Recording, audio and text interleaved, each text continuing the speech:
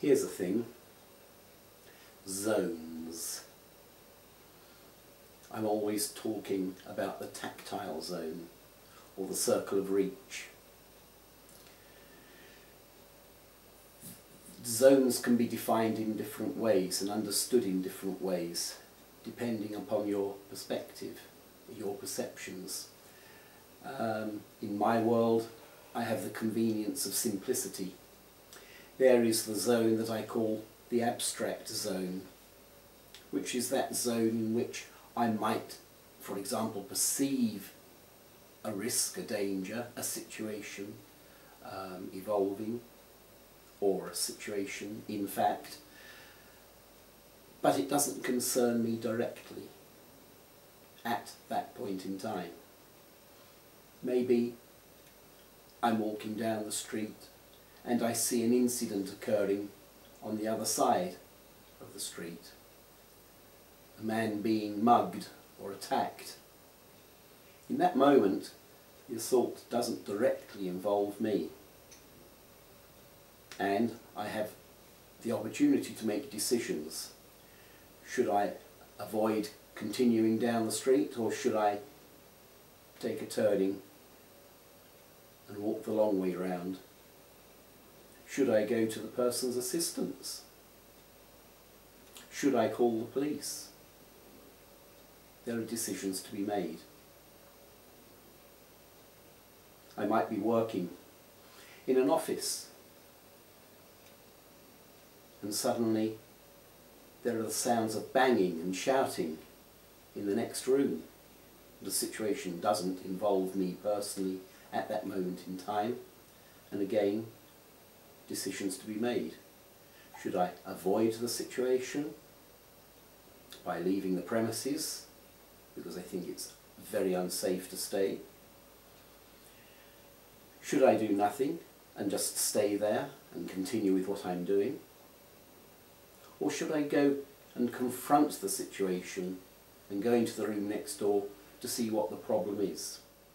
So that's what I think of as the abstract zone.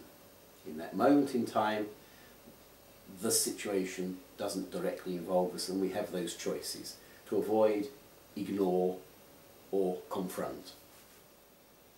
The next zone is the one in which you perceive threat from a person who is not detached from you by a considerable space or by a wall, but this person is within a relatively close range. That's not a fixed range, it could be 6 or 7 feet, it could be 10, 12 feet. The distancing doesn't really matter, but the person now is close enough for you to be able to communicate directly with him or her. The person is within clear earshot without you having to shout. You have the same options if you perceive the other person to be of threat to you. You can avoid the situation, you can leave the situation, you can escape from the situation, walk away from the situation. You can do nothing and wait for the situation to evolve, or you can confront the person.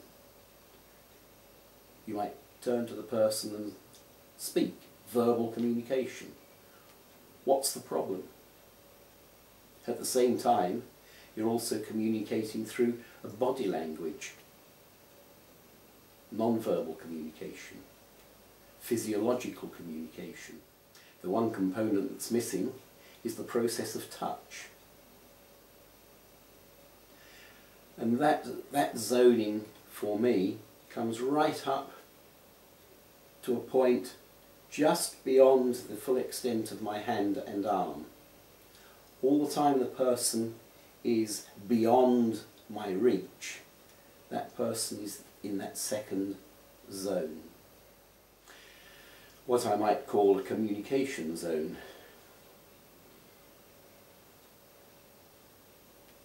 And then simplistically, for me, the third zone is when the person is close enough to be touched and therefore has encroached upon my circle of reach, my tactile zone, which means that the person is now in a position to physically assault me where he or she wasn't before. Again, I have exactly the same options. I can back up, I can walk or run away and escape, or I can directly confront the situation, directly communicate with the person, work some kind of talk-down process, find out what the problem is, etc. Those zones are very important to me. The first is not something that we encounter on a daily basis, and it's one that gets left in the background in terms of training, because our training is more involved with what we do when somebody is in your face, either just outside of the tactile zone or just inside it. But we should never forget that abstract zone. It does exist, and I'm sure we would be aware of it if we needed to be. Probably the most significant component in all this is the simple fact that if a person is inside your tactile zone or circle of reach, then he or she can assault you, and you may not be able to do anything about it because of that 0.7 of a second delay before your response to an action on the part of the other person.